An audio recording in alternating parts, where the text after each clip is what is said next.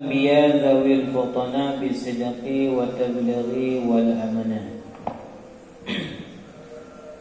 Al-qismu sani an-nubuwah wa hiya al-umuru al-muta'alliqatu bima yajibu wa ma yajuzu wa ma yastahilu fi haqqir rasul wal anbiya alaihi salatu wassalam. Jadi persoalan masalah sifat-sifat yang wajib Allah Ta'ala, kalau mulai dari sifat nafsi, sifat salabi dan sifat ma'ani. Kemudian sifat maknawiyah hanya perpanjangan ataupun tambahan daripada sifat ma'ani. Kemudian yang mustahil Allah Ta'ala kebalikan daripada sifat-sifat yang wajib. Selama kata terima sifat yang wajib, maka selain daripada sifat yang wajib mendudukan mustahil. Kan? Sifat ma'ani dan sifat maknawiyah tambahan daripada sifat ma'ani. Mananya ilmun berarti alimun. Adakah alimun berarti nak ilmu Allah Ta'ala. Adakah Allah Ta'ala mutakallim berarti nak kalamun Allah Ta'ala benar. Kemudian saboda sifat jaiz, sifat yang wajib Allah Ta'ala punya sifat jaiz. Sifat jaiz adalah Allah Ta'ala boleh melakukan sesuatu, boleh tidak melakukan. Berfungsi pada sifat kudrah dan iradah Allah Ta'ala. Jadi Allah Ta'ala jil iradah hatanya na dan jil iradah hatanya ana. Jadi mana iradah Allah Ta'ala mengkhususkan sesuatu yang mungkin untuk ada ataupun tidak ada. Sedangkan sifat jaiz Allah Ta'ala boleh bagi Allah Ta'ala ada yang khususnya yang guna, jil bagi Allah Ta'ala ada yang khususkannya untuk kepuhanan. Jadinya hak wewenang daripada Allah Ta'ala.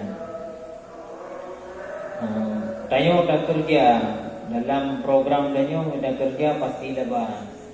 Sedangkan hak bagi Allah Ta'ala hasil kerja tanya jid itu hasil jid bukan hasil. Jadi hak menung kembali kepada Allah Ta'ala. Allah Ta'ala jid bukannya jid bukannya alian lagi utena jid bukan alam dan jid bukan alam. Yang menung hak bebas bagi Allah Ta'ala. Jadi Allah Ta'ala dalam melaksanakan adanya menurut pemahaman Ahlus Sunnah wal Jamaah yang bukanlah kewajiban bagi Allah Ta'ala untuk berguna adagat dan tidak juga kewajiban bagi Allah Ta'ala untuk berguna adagat. Tak selesai daripada sifat-sifat yang wajib Allah Ta'ala, kemudian kembali kepada sifat-sifat yang wajib pada Nabi. Putra yang rukun dengan Nabi dan putra yang rukun dengan Rasul. Rasul adalah insanun minal bashar awhallahu azza wa jalla ilaihi bi syar'in wa amrahu bi tablighi. Rasul adalah jenis manusia atau seorang makhluk manusia dari kalangan manusia yang Allah Ta'ala mewahyukan syariat kepada Rasul, kemudian diperintahkannya untuk menyampaikan kepada orang lain.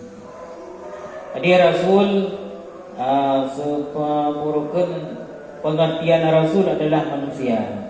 Jadi Rasulnya manusia, bukan Tuhan, bukan malaikat. Jadi menurut dakwah Rasul, katakanlah dari segi mistiknya bukan jenis manusia, kadang telenya bukan Rasul. Purakan kau betul ke Rasul. Ada Rasul kalangan manusia yang Allah Ta'ala wahyukan syariat berupa hukum-hukum. Kemudian hukum-hukum tersebut diperintahlah oleh Allah Ta'ala kepada manusianya untuk menyampaikan. Maka beliau adalah bersatu sebagai Rasul. Kemudian Nabi adalah insanun minal bashar awhallahu ilaihi bi syar'in wa lam yu'mar bi tablighi faqad ja'a bi taqriri syar'i man qablahu. Sedangkan Nabi adalah jenis kalangan manusia yang Allah Ta'ala wahyukan kepadanya syariat. Kemudian diwahyukan syariat, anda diperintahkan untuk menyampaikan maka sungguh ia datang hanya untuk menetapkan syariat-syariat Nabi sebelumnya. Adi Nabi kalangan dari manusia berwahyu Allah Ta'ala hukum syariat kepada kalian untuk amalkan gerak, tapi hanya diperintahkan untuk sampaikan orang lain. Jadi putra yang dilakukan oleh Nabiyan adalah takrir. Mana takrir hukum dan syariat yang kali Allah Ta'ala putra para Rasulullah yang dilakukan ataupun dijalankan di Nabi. Tapi dekat Nabi yang penerus amalan-amalan syariat yang pernah disampaikan oleh Allah Ta'ala kepada Nabi-Nabi sebelumnya. Perbedaan antara Rasul dan Nabi, padahal sama-sama dua makhluk yang Allah Ta'ala wahyukan kepada makhluknya. Perbedaan antara Nabi Rasul ja'a bi syar'i jadid wa kitab jadid. Beda sagai moyo Rasul genyen gebah syariat baru nya Rasul. Le gebah syariat baru kemudian genyen nabi kitab pedoman baru nya Rasul. Wahyu di Allah Ta'ala ke Nabi juga wahyu, kepada Rasul juga wahyu. Cuma beda sagai nya Rasulnya genyen gebah syariat baru. Iban mana gebah syariat baru? Syariat-syariat yang pernah berlaku kepada Rasul-Rasul dan Nabi awal menjadi batu sebab datang Rasul baru. Bila dekati Nabi mentauhid watayan yang kan posisi Rasul, maka ganyan kepuput syariat baru yang nama Rasul baru. Kemudian Rasul juga membawa kitab baru. Karena kitab baru kitab yang pernah Allah Ta'ala turunkan kepada Nabi-Nabi awal menjadi batal mendung dengan sebab datang kitab pedoman baru yang melalui Rasul. Sedangkan Nabi fahuwa tabi'un liman qablahu minar Rasul. Fa Musa ja'a bi Taurat kitab jadid wal Yahudiyah dinu wa amma Harun faqad ja'a tabi'an li Musa. Nabi adalah makhluk atau manusia yang mengikuti syariat-syariat Rasul sebelumnya. Maka Nabi Musa ia datang dengan membawa kitab Taurat, yaitu kitab baru dan agama Yahudi. Sedangkan Nabi Harun adalah datang untuk mengikuti Nabi Musa alaihissalam. Jadi Nabi Musa alaihissalam Nabi kitab Taurat dari Allah Ta'ala, kitab baru untuk membatalkan kitab-kitab Nabi yang awal. Sedangkan agama yang ubah oleh Nabi Musa agama Yahudi. Yahudi Islam si mana Yahudi ke Yahudi yang tadi ni Yahudi yang dua macam. Satu sisi adalah suku, satu sisi agama. Jadi Yahudi yang berbentuk agamanya dasarnya mengikuti ajaran Nabi Musa. Kemudian Yahudinya menyeleweng ketika Nabi Musa alaihissalam purukun uzlah katanya. Uzlah dalam gunung untuk menerima perintah-perintah baru. Sedangkan orang Yahudi yang ditinggalkan bawahnya sudah orang yang kasmah ada dulu. Yang menjadi pendamping Nabi Musa untuk menjaga syariat-syariat Nabi Musa adalah Nabi Harun. Jadi Nabi Harun untuk menjaga syariat-syariat Nabi Musa yang menyeleweng, akhirnya menyeleweng ini. Ternyata Nabi Musa yang bahasa Jedakun hanya sanggup orang ke bendung ajaran sesat yang lupa oleh sendiri.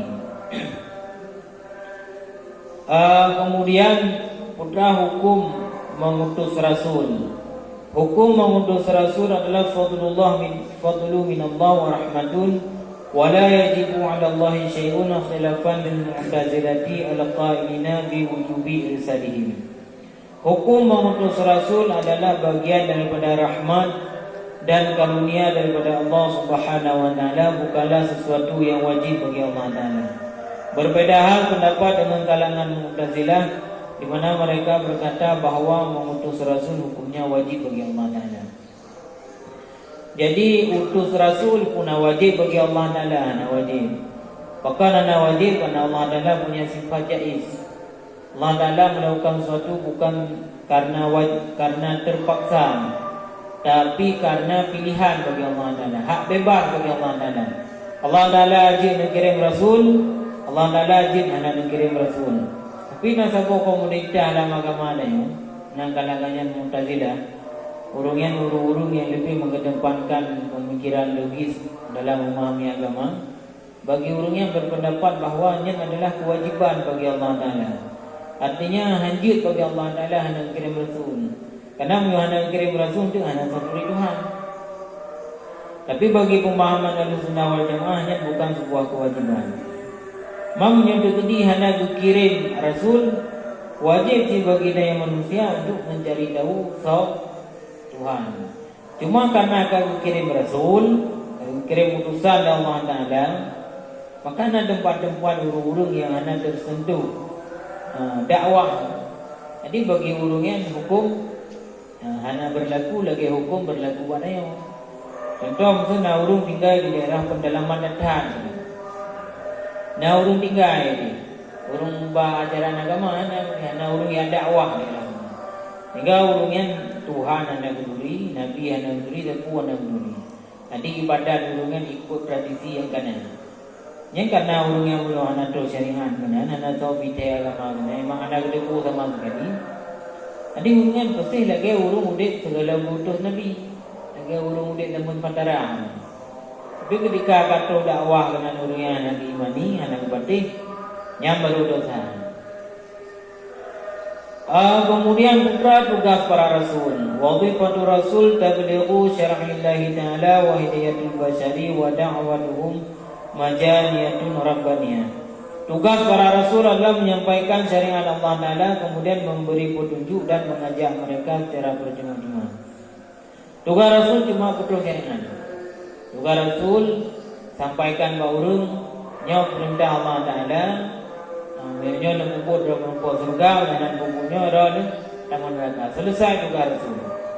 Jadi tugas rasul bukan memaksa, hanya paksa, cuma sampaikan. Persoalan urung yang pecah dan berjaya hak mengutin dunia karena karunia dan taufik dan hidayah Allah Ta'ala. Pasti lagi ada yang bakat kau. Mana dia kau ada bakat kau kan kamu melampaui tugas rasul. Ada buka apa kau buku tinggal ke dia buka, ada buku peti, mana peti. Katanya dah carut. Padahal memang Nabi cara berdakwah Nabi berdakwah gajah urung bertim pegang kainnya yang wajib yang salah. Oh berarti kau melawan Nabi berperang. Yang anak lawan berarti anak berperang. Kemudian padura jumlah rasul. Jumlah rasul 15 wa 300 atau 13 wa 300 rasul berdasarkan riwayat Imam Ahmad. Adina dua buah riwayat tentang jumlah rasul. Satu riwayat berjumlah rasul hertu Imam Dahro. Satu riwayat itu jumlah rasul mandung hertu Dahro. Jadi berdasarkan riwayat daripada Imam Ahmad bin Hanbal bahwa Nabi dalam satu riwayat menurutnya yang hertu Dahro, yang hertu Imam Dahro. Di dua macam, memang dua buah betul menurut saya began. Karena dalam jumlah Nabi itu yang anggap Nabi, bahagian itu anggapnya Nabi. Jadi yang khilafiyah. Kemudian jumlah rasul. Jumlah para nabi 24 wa 100 alfin. Wa 20 wa 100 alfin berdasarkan riwayat Imam Ahmad. Jumlah nabi, jumlah rasul ledah ataupun hertu manglah jumlah nabi. Satu riwayat jumlah nabi adalah 120 ribu dan satu riwayat itu 120 ribu. Biasa yang kamaru-maru dengar jumlah nabi 120 ribu. Pada riwayat hadis itu jumlah nabi 120 ribu. Kemudian dalam jumlah para rasul-rasul kuno naikun rasul ulul azmi. Jadi putra rasul ulul azmi, nya bunuh tentang pekerjaan rasulnya wajib duku. Kemudian jumlah nabi wajib duku, jumlah rasul wajib duku. Kemudian dalam rasul-rasul rasul ulul azmi. Ulul azmi adalah orang-orang yang mempunyai ketubuhan hati. Bukan urungnya rasul-rasul ulul azmi karena dakwah urungnya lebih berat sulit dibandingkan dakwah-dakwah yang dialami oleh nabi-nabi dan rasul-rasul yang lain. Hal musibah yang hadapi dengannya bukan persoalan pribadi, tapi persoalan urungnya dalam menyampaikan dakwah.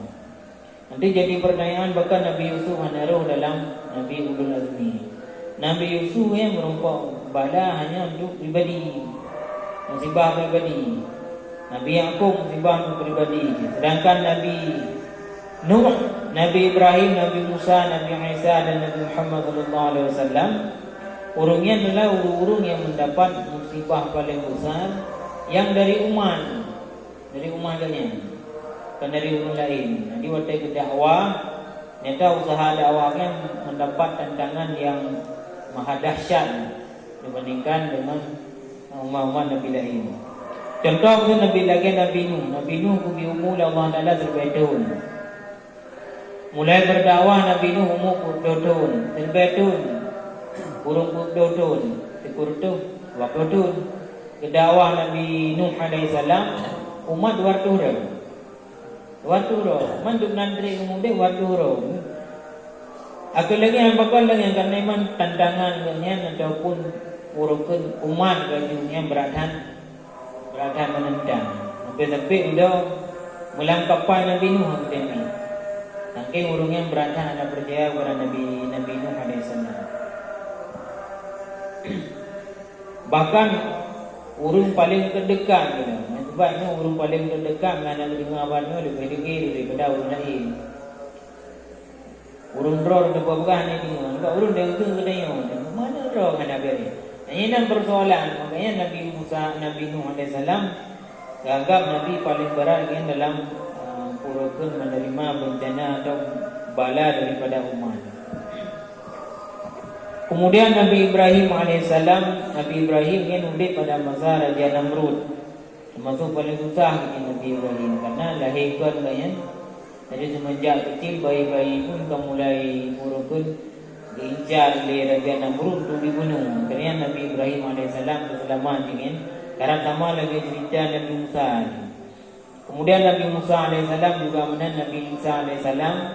Nabi Isa alaihissalam katanya paling berat kan dalam menghadapi umat karena katanya mendapat tuduhan yang memang berat dan sakit hati.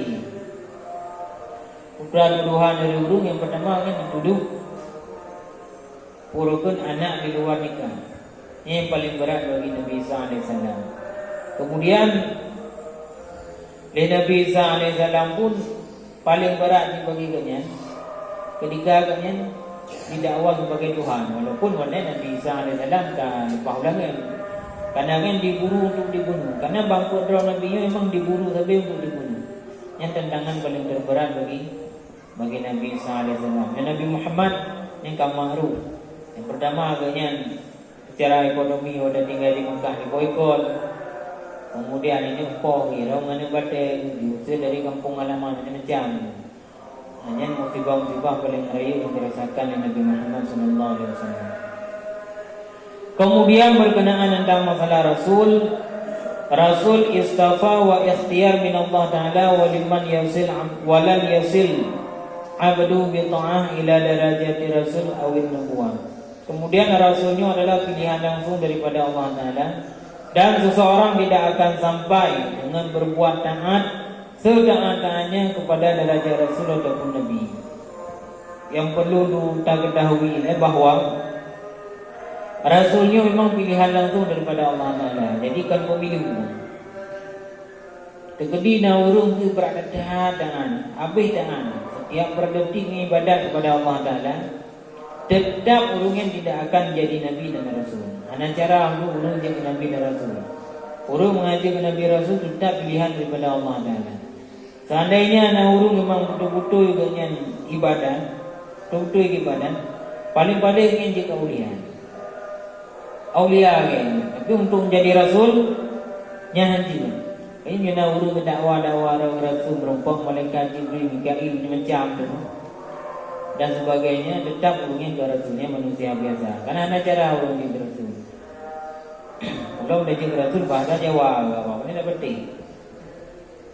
Kemudian yang wajib pada hak Rasul, nah pada dua perkara yang wajib pada hak Rasul, yang mana kewajibannya adalah untuk menambahkan kesempurnaan sifat manusia yang ada pada Nabi. Dan adanya pun yang membedakan antara Nabi ataupun Rasul dengan makhluk-makhluk yang lain. Yang pertama adalah fatana. Putra yang ikut dengan fatana adalah zikaul aqli wa tafahumihi li jam'il umuri wal qudratu 'ala al-iqna'i wa muhawaratil khusumi. Yang pertama adalah fatana. Fatana adalah kecerdikan akalnya dan kepahamannya dalam segala perkara dan kemampuannya untuk membabat tuntas perdakwaan dan menjawab segala pertanyaan-pertanyaan. Jadi Nabi kayaknya wajib bersifat dengan sifat cerdas. Manda urut nak cerdas, manda urut nak cara.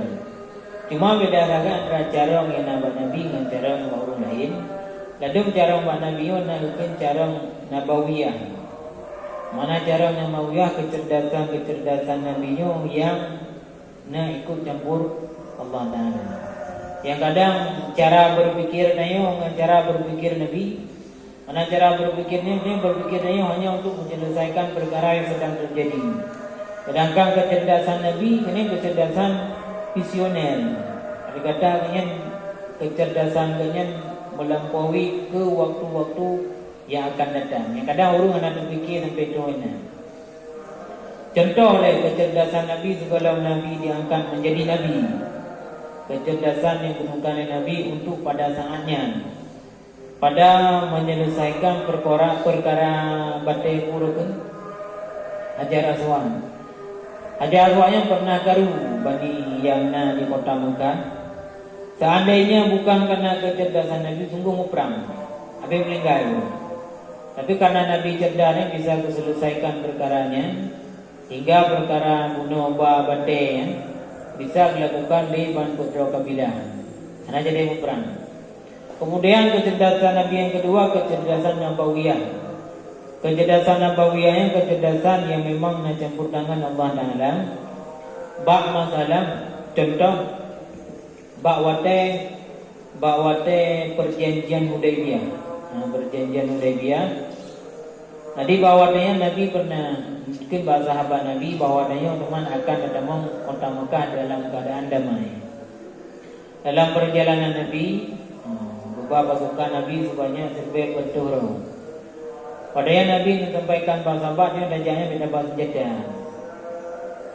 Ternyata dalam perjalanan mata-mata dari urung kota Mekah kalian pasukan Nabi kata akhirnya kirimlah mata-mata pegang perundingan karena orang yang pun merasa khawatir, merasa takut lalu perang Nabi peganglah perjanjian ataupun hubungan diplomatik. Dalam perjanjiannya, apa perjanjian Hudaibiyah? Yang pertama, selama 10 tahun anjing nak perang. Yang kedua dalam perjanjiannya, iaitu perjanjian yang diajukan di urung Quraisy. Selama 10 tahun anjing perang. Perjanjian yang kedua membebaskan bagi umat Islam untuk berdakwah dan juga bebaskan berdakwah dari kalangan Quraisy. Yang kedua, urung Mekah yang kata Imam Islam dikembalikan kembali. Kemudian urung Mekah yang ikut Bani Quraisy anjir jadi Madinah. Sedangkan yang keput yang kedua yang keput ibarat perjanjian yang keput tangguh haji Nabi donuku selama 2 tahun. Bersetujui Nabi perjanjiannya. Ternyata waktu Nabi kesetujui perjanjiannya, oleh para sahabat-sahabat Nabi yang setuju. Gak perjanjian lagi yang merugikan umat Islam, justru merugikan Nabi. Hampir udah Sayyidina Umar, hampir udah Sayyidina Umar rugikan pada Nabi. Itu nya Rasul ni, pakar rugikan karena menurut pemikiran Sayyidina Umar lagi yang jarang. Yang bukan menguntungkan umat Islam, tapi yang merugikan umat Islam. Tapi Nabi keterima Nabi yang putra yang terjadi justru gara-gara bunuh Murukun pegang perjanjian damai selama 10 tahun berperang. Secara ekonomi monya urung perang lebih bayam. Tapi gara-gara bunuh anak perang Le dat bank bisa dipergunakan urungnya untuk perkembangan ekonomi yang lain. Tapi adanya hendak dipikirkan oleh para sahabat. Yang kedua, le sahabat yang hendak mati sia-sia gara-gara le buat perang, gara-gara buat damai perang. Le para sahabat-sahabat tu yang hendak mati, hendak meninggal, hendak gugur dalam peperangan. Tinggal yang bisa mendong-dong men ajan isteri dan anak. Selagi anak yang jadi yatim. Tapi adanya hendak dipikir oleh para sahabat. Kemudian yang selanjutnya yang menguntungkan di balik perdamaiannya, lain Nabi yang dasar umat sebagai pentura memanfaatkan kesempatan ini untuk kirim mandung duta-duta lah, kirim duta-duta mandung bina Jazirah Arab untuk orang yang mendakwah agama Islam. Karena bunuh perdamaian perkurukan perjanjian namanya perang ini dengan bebas, ubah agama bebas disampaikan dakwah bebas. Urus di kota Mekah perkurukan dia rupanya. Urus Islam yang ada di kota Mekah berkon dia yang sebarkan agama Islam, maknanya kamu dah urusnya. Tak pugas cuma tahu. Sehingga ada urus dah kata Islam. Dari jumlah Nabi yang pasukan sampai berdoro je berbeda. Nang boleh utama. Duduk le urus di kota Mekah yang sadar. Ternyata yang berfikir urungan le urus awal urungan menguntungkan urungan ternyata merugikan urungan. Katalah fikir. Duduk para sahabat baru sadar. Sadar bahawa ternyata ada yang Nabi cakap kesimpulannya yang betul salah urun betul tentang Umar salah keman Nabi alian wate karena sudah urung yang melanggar perjanjian Nabi itu perang lah punya justru ada perang pun damai mana damai dengan perang hanya pasukan yang sampai gugur dalam peperangan jumlah yang berbeda dalam perang secara asli. Nabi pun bisa bertemu kota Mekah dengan damai, bisa berkumpul ibadat haji secara damai. Yang keuntungan dibalik perang Hudaybiyah ketika Nabi menggunakan kecerdasan Nabi. Kemudian kecerdasan Nabi yang lain, Nabi Nabi heboh kecerdasan Allah Taala Nabi. Yang pertama kecerdasan intelektual, kecerdasan emosional, kemudian kecerdasan kurang bodoh orang. Kecerdasan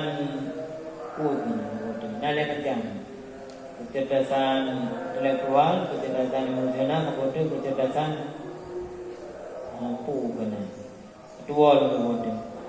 Gara-gara anak hebohnya itu kecerdasan Nabi menjadikan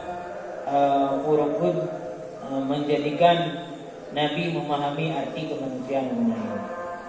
Karena urun cerdas dunia ada urun cerdas dunia. Sehingga urung gara-gara kecerdasannya mengakibatkan letan korban mati di dunia. Kayak contoh Hitler kan termasuk urung paling jarang di dunia. Tolong Genghis Khan termasuk urung paling jarang di dunia. Karena jarang menuju kerajaan. Tapi karena kecerdasan urung yang kecerdasan intelektual dan kecerdasan emosional menyebabkan malapetaka, bukan manfaat yang bisa dirasakan oleh umat manusia. Putra malapetaka, letak korban mati.